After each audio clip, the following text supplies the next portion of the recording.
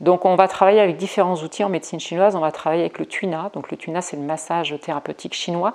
Donc il y a une quarantaine de techniques de massage. Donc les massages vont aider à libérer donc, des douleurs, des blocages. On peut travailler sur un point, on peut travailler sur une zone, on peut travailler sur le dos, on peut travailler sur une entorse, une lombalgie, un torticolis. On peut travailler sur le foie. Le massage du foie, c'est quelque chose qui est assez fréquent pour venir libérer les tensions au niveau du foie. Donc le tuina est une des branches. Après, on a tout ce qui est acupuncture, acupressure. Donc après, on a aussi tout ce qui est moxa, la moxibution. La moxibution, en fait, ce sont des bâtons d'armoise. On travaille avec une plante, l'armoise, qui est une plante à action réchauffante. Et on va venir chauffer un point ou une zone. Et c'est une chaleur très importante qui va venir faire circuler l'énergie. On va ramener du yang. Donc on va l'utiliser, par exemple, dans une gastro. Pour une diarrhée, ça peut être un froid dans l'estomac, on va réchauffer, on va arrêter une gastro juste avec un moxa.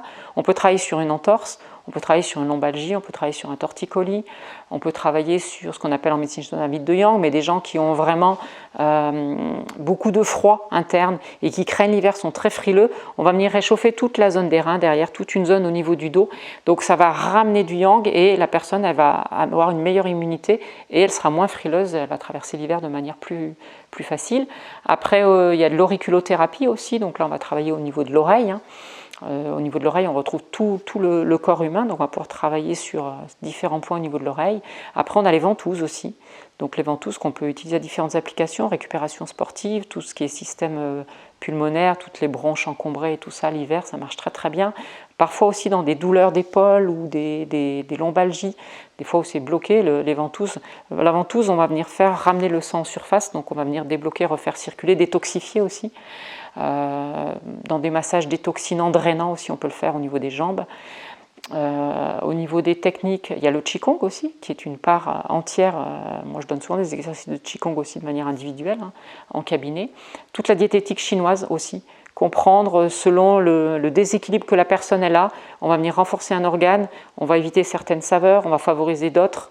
Voilà, quelqu'un qui n'aurait pas de problématique particulière, on va dire que dans une assiette, on devrait retrouver les 5 saveurs qui sont liées à toutes les saisons.